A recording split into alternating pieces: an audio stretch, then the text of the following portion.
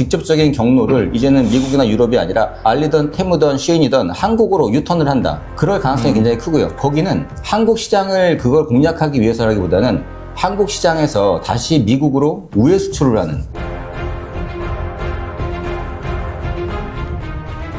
유통의 시청자 여러분들 안녕하십니까. 자, 2025년 1분기가 지난 시점입니다. 이제 4월 됐는데 전반적으로 글로벌 시장에는 지금 소비 불황이 상당히 지금 정치하고 있습니다. 이미 트럼프에 시작된 관세 전쟁, 또 여기다 달러도 보니까 방송 시점에서 보니까 1480원, 최고점에서 불과 2, 3일 사이에 1420원대까지 떨어졌더라고요. 그래서 이제 달러 환율 영향도 있지만은 최근에 집중적으로 시커머스 기업, 알리익스프레스, 테무, 또 쉬인 같은 경우도 자체 브랜드에 갔고요. 한국의 시커머스 기업들이 집중 공략하고 있습니다. 그래서 이 시장에서 뭐 우리가 전의 전쟁을 예고했다 하는 얘기도 있고요. 또 현금성 쿠폰 계속 아마 쏟아불 것 같습니다. 이와 관련해서 이미 알리익스프레스에 관련된 역직구 얘기도 좀 있고요. 또 테무 물류 5만 평 얘기가 지금 김포 신도심에 이제 나와 있고, 여기에는 이제 관련된 오픈마켓 출시, 또 쉬인도 자체 브랜드 뷰티 판매 시작했다. 교수님, 지금 이커머스 시장은 한 250조 올해 잘 나가야 그 정도인데, 뭐 커야 한 10조 원 정도 더 커지겠죠. 그리고 소비 시장에서 지금 결산 자료가 다 안 좋고, 이 시장에서 중국 기업들이 집중적으로 공략하는 거 여러 가지 의미가 있겠죠. 맞습니다. 뭐 말씀하신 것처럼 지금 글로벌 환경이 이제 급변하고 있는데, 네. 그 와중에도 시커머스의 기세가 지금 꺾이지는 않고 있어요. 네. 지금 2024년도 기준으로 봤을 때 알리익스프레스 매출이 3조 6천억이었거든요. 네. 전년 대비 50% 성장한 겁니다. 엄청난 신장이었어요. 테무 역시 6천억 정도의 매출이 나왔는데 거래액이라고 봐야 됩니다. 그렇죠. 거래. 이건 뭐 카드라든지 여러 가지 그런 결제 수단으로 그 테무하고 알리익스프레스에서 1년간 우리가 직구를 했던 금액을 추정한 건데, 네. 그게 알리익스프레스가 3조 6천억, 테무가 6천억. 합치면은 4조 2천억이 넘는 금액이 네. 지금 중국으로 넘어갔다는 거죠. 네. 사실은 뭐 이걸 넘어갔다는 표현은 그렇겠지만 어쨌든지 간에 중국으로 매일 하루에 130억 정도 되는 돈이 빠져나가고 있는, 사실 지금도 그 이상으로 빠져나가고 있어서 네. 그게 국내 어떤 이커머스라든지 여러 가지 오프라인 쪽에도 영향을 미치고 있는 부분이 분명히 좀 있는 것 같습니다. 네. 거기다가 말씀하신 것처럼 이게 올해 더 심각하게 넘어가는 게 지금 글로벌 상황이 심상치 않지 않습니까? 네, 그렇죠. 뭐 트럼프가 선출된 이후로 지금 이 대중 관세가 어마어마하게 부과가 되고 있어서 거기서 알리익스프레스, 테무 같은 이런 크로스보더 이커머스라고 불리는 이런 소액 소포로 들어오는 물량까지도 예전에는 전부 그거를 이제 무관세로 통관시키고 혹은 그렇죠. 또 여러 가지 검사 같은 것도 안 하고 굉장히 혜택을 많이 줬었는데, 그런 부분들이 지금 거의 지금 사라질 위기에 처해 있죠. 이미 뭐 4월 달인가요? 지금 트럼프발 2월 달부터 얘기가 있었는데 미국의 그 $800 무관세가 없어졌죠. 맞습니다. 그리고 여기에 따라서 지금 미국에 공략했던 알리나 테무나 쉬인, 물론 이제 쉬인은 한국 시장에서 조금 늦지만은 알리익스프레스, 테무는 이미 여러 가지 이제 상품의 하자, 문제점도 많지만 뭐 상품 런칭, 한국 기업들하고의 관계, 아주 그냥 본격적으로 그냥 공략하고 있네요. 그렇죠. 사실 이 미국의 소액 면세 제도라는 거는 좀 오래됐죠. 1938년도부터 네. 시작됐는데 그 당시만 하더라도 이런 소액에다가 관세를 부과하는 게 너무나 큰 비용이 들어가니까 그래서 네. 면세를 해줬던 거를 이제 유지가 되다가 결과적으로는 오바마 때 $200에서 $800로, 그러면 거의 100만 원까지도 그렇죠. 소액이라고 치고 면세를 갖다가 해줬던 건데, 이번에 트럼프 행정부가 들어오면서 원래 2월 달에 25년도 2월 달에 먼저 한번 살짝 운을 띄었었어요. 이거 이제부터는 우리가 관세를 받겠다. 근데 시스템 네. 정비가 안 돼가지고 다시 철회했다가 다시 이번에 관세 전쟁이 터지면서 모든 상품, $800 이하 모든 상품 관세를 매기겠다고 했고, 아주 좀 확실하게 지금 얘기를 하고 있어요. 어떤 거냐면은, 이 상품 가치의 30% 혹은 개당 $25, 한 36,000원까지 매기겠다는 거거든요. 또 하나는 6월 1일부터, 요것도 그나마 1차고, 6월 1일부터는 개당 $50. 72,000원까지 매긴다는 거예요. 그러면 좀 알리익스프레스라든지 그 쉬인이나 테무의 평균적인 판매 가격이 개당 한 2만 원대밖에 안 나오거든요. 네. 그 밑으로 나오는데 2만 원짜리에다가 개당 7만 원을 매기겠다는 거예요. 그러면 지금 뭐 농담같이처럼 무슨 뭐 아이폰이 지금 200만 원에서 500만 원으로 올라간다 그러잖아요, 지금. 뭐 아이폰, 자동차 지금 난리 뭐 지금 났습니다. 제도가 예. 지금 왔다 갔다 하면서 그렇죠. 혼선이 있긴 하지만 지금 뭐 이 매긴다는 게 중국에서 150% 이상을 140% 이상을 갖다 매기고 또 이렇게 소액으로 들어오는 여태까지 크로스보더 이커머스 테무, 알리익스프레스한테는 무조건 면제해줬던 거를 네. 뭐 지금 상품 가격의 2배, 3배의 그런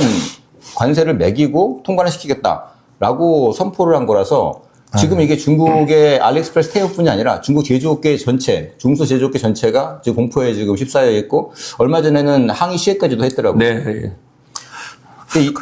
그래 이제 국가 간의 상품 뭐 직구든 역직구의 상품 문제가 없고 이커머스 이제 상품들이 늘어나는데 이게 일시적으로 중단되든가 관세가 부과되든지 여러 채널이 막히면은 뭐 앞단에 이제 공장들이나 이 제조기업들이 영향 커지겠네요. 그렇죠. 몇 때까지는 중국의 이 전자상거래 기업들이 지금 몇 년간은 이 여러 가지 이런 공급망도 굉장히 잘 돼 있었고 제조업의 저비용 이점을 이용해가지고 국가 간 또 우체국 할인이라는 게 있었어요. 1등급 국가, 2등급 국가, 중국은 3등 국가였기 때문에 초반에는 그런 걸로 사실은 이제 미국으로 굉장히 공략을 잘했다가 그 다음에 트럼프가 그걸 막아버리니까는 그 다음부터는 이제는 전공법으로 이제는 본인들이 정말 저렴한 가격과 물리 인프라를 최대한 활용해서 거기에 엄청난 또 이 점유를 해 나갔던 그런 그 전례가 있었기 때문에 지금 만약에 관세를 얻어먹게 된다 그러면은 아마 굉장히 큰 파급 효과가 있을 거예요. 무엇보다도 1차적으로는 이 비즈니스 모델 자체가 바뀔 가능성이 크고요. 네. 그건 조금 이따 말씀드리겠지만 두 번째는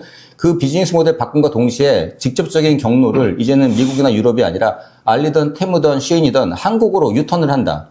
그럴 가능성이 굉장히 크고요. 거기는 한국 시장을 그걸 공략하기 위해서라기보다는 한국 시장에서 다시 미국으로 우회 수출을 하는 그 전략을 지금 각 차별로, 시커머스 차별로 지금 보고 있는 그런 추세가 되고 있는 것 같습니다. 그래요.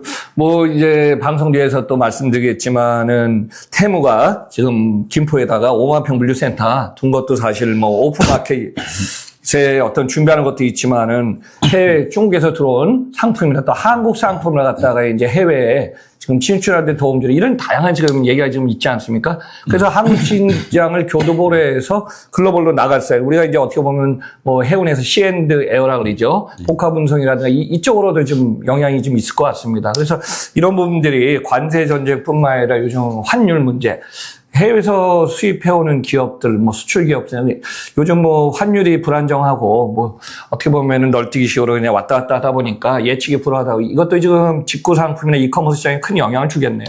그렇습니다. 지금 비즈니스 모델이 바뀐다는 거는 지금까지는 알리익스프레스 테무 시인이 중국에서 직접 한국으로 무관세로 들어오던 물량들이 굉장히 많았었죠. 네. 그 물량은 물론 줄지는 않을 겁니다. 그 물량은 기본적으로 작년처럼 작년에도 지금 뭐 알리익스프레스 테무가 각각 50% 90% 성장했듯이 물론 통관이라는 절차가 있기 때문에 그게 작년처럼 급격하게 늘진 않더라도 매년 꾸준하게 그 물량은 한 20% 전후로 20, 30% 전후로 늘 거라고 생각해요. 그렇지만 그 물량 자체가 그렇게 크진 않아요. 제가 보기에는 그 물량 자체는 재작년에 1억 개였던 게 작년도에 말쯤 돼가지고 2억 개로 정도 늘었어요. 2억 개 안팎으로 늘었기 때문에 한 1억 2, 3천만 개에서 중국에서 들어오는 게 뭐 만약 전체 해외 직구가 1억 2, 3천만 개에서 2억 개로 늘은 상태인데 그 중에 중국이 한 60% 차지하는 거고요. 그렇죠. 중국에서 들어오는 해외 직구가 그렇게 따지면은 한 1억 한 4, 5천만 개 정도 선까지 늘어날 겁니다. 그렇지만 그 통관이라는 제도를 그렇게 쉽게 뚫지 못하기 때문에 거기서 급속하게 늘기는 어렵고 중요한 거는 지금 얘기하는 거는 이런 해외 직구로 들어오는 물량이 아니라 지금 방금 박사님께서 말씀하신 것처럼 알리익스프레스가 작년에 3천억 이상을 물류센터 투자하겠다 그랬는데 그거보다 먼저 치고 나온 게 테무가 지금 김포에 5만 평짜리 센터를 임차한다는 지금 소식이 나왔었지 않습니까? 네. 물론 정확한 소식은 아닙니다. 그게 테무가 직접적으로 운영한다기보다는 중국계 자본이 테무하고 중간에서 그 부분을 이제 운영을 대행해 주는 거기 때문에 우리가 뉴스에서 본 것처럼 테무의 인증센터는 절대 아니에요. 테무는 그런 센터를 인증해 주지도 않고요. 그러니까 테무가 직접적으로 모든 걸 관할해서 테무가 사용하는 센터는 아닌데 중국계 자본이다 보니까 중국에서 들어오는 시커머스 물량들, 테무뿐이 아니라 아마 알리익스프레스, 쉬인 다 들어올 겁니다. 틱톡까지도 들어올 수 있는. 그 다음에 국내 물량도 들어올 수가 있는데 그 중에 테무가 이제 메인이 돼서 들어올 거는 맞을 것 같아요. 그런데 그 센터는 해외 직구 센터가 아닙니다. 뒤에 조금 더 자세히 말씀드리겠지만 지금 김포에 오픈하는 거라든지 알리익스프레스가 지금 뭐 안성 쪽에서 센터를 찾고 있는데 그런 센터들은 해외 직구에서 거기 직구 센터로 들어오는 물량이 아니라는 거죠. 해외 직구가 아닌 바로 다이렉트로 정상 수입되는 제품을 위한 그리고 국내 셀러를 위한 뭐 그런 물류센터가 될 것 같습니다. 네. 그리고 뭐 한 2년 전인가요? 2023년 9월인가 10월에 알리익스프레스가 직구 플러스 한국의 K베뉴 만들지 않았습니까? 네, 맞습니다. K베뉴 상품은 한국의 이제 거래처 브랜드 상품인데 직접 직배송할 수도 있고 물류센터에다 보관했다 딜리버리 배송할 수도 있지 않습니까? 지금 테무가 정확하게 위치는 이렇게 나왔네요. 지금 주소지가 보니까요. 태무가 대형 물류센터 지금 복합해 놓은 거 보니까 위치가 한강 김포 쪽이네요. 신도시인데 거기가 이제 고촌 물류단지는 아니죠. 5만 평 정도 지금 거의 한 달 전, 최근이네요. 그러니까 5만 평의 물류센터를 지하 1층, 지상 10층 규모의 상조 복합 물류센터를 하고, 근데 운영은 이제 롯데 글로벌 로지스한테 운영한다고 얘기가 있고, 근데 이게 실제 명확한 건지 모르지만은 그런 얘기가 좀 들리더라고요. 예, 그건 맞습니다. 이게 뭐냐면은 시바 로지스라고 이게 홍콩에 본사를 둔 이 중국계 이 물류 부동산 물류 운영회사인데 런칭한 지 얼마 안 됐어요. 태무하고 하천지가 작년도에 런칭을 했었기 때문에 지금 국내 이 시바 로지스를 통해서 들어오는 태무 물동량이 20만 박스 정도 됩니다. 많지는 않아요. 근데 중국계 태무 같은 경우에는 국내 8개 정도의 이 국내 물류업체하고도 일을 하고 있는데 작년에 제가 태무 얘기하면서 알리익스프레스 태무 얘기하면서 아마 들어오는 방식이 중국계 자본으로 들어올 거다. 그러면 우리나라가 어떻게 보면은 조심해야 된다. 지금 유럽이나 북미 쪽에도 중국계 화교 자본을 이용해서 물류센터를 딱 구축한 다음에 거기서 현지 물류센터를 운영하고 있기 때문에 그렇죠. 결과적으로는 이 물류센터 운영하는 것 자체가 국내에 많은 또 결실에 돌아오지 않을 수도 있다. 나중돼가지고는 토사구팽이 될 수도 있다 그랬는데 이게 또 우려대로 태무 역시도 실질적인 그 마스터리스라 그러는데 5만 평을 마스터리스 통으로 임차해가지고 그거를 본인들이 사업화하는 그 사업자가 이제 중국계 자본이라는 거죠. 시바로지스트가 그걸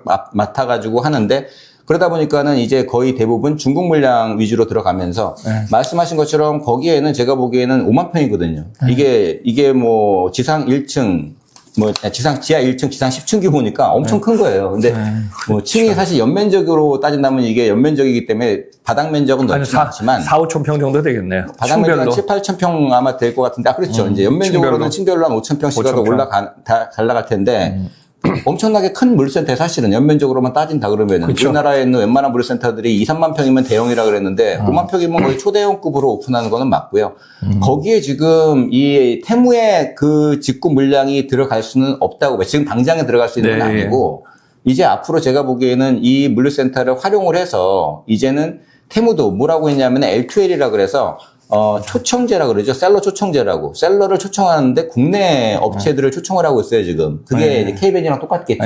한국 상품 직접 유통해갖고 로컬 투 그렇죠. 로컬이라 그래갖고 지금 모아야죠, 일단은. 그렇죠. 근데 그런 기반을 만들기 위한 정지 작업 정도라고 볼 수 있는데 아직은 사실은 좀 조심해야 될 게 최근에 국내의 물류센터 중에서 이 시커머스 물량 확보해 놨다 그러고 이 물류센터를 매각하기 위한 그런 활동들을 굉장히 많이 하고 있어요. 근데 알리익스프레스 태무든지 간에 직접적으로 본사에서 나가서 그런 부분을 계약하면 계약했지 중간 브로커는 없습니다. 그래서 그렇기 때문에 그게 만약에 진짜 이게 알리익스프레스에서 직접 하는 거다 이게 확신이 없다 그러면은 본사에서 하는 게 아니라 그러면은 그거는 사실은 지금 이제 물류부동산 상황이 안 좋으니까 조심해야 될 필요성이 있고요.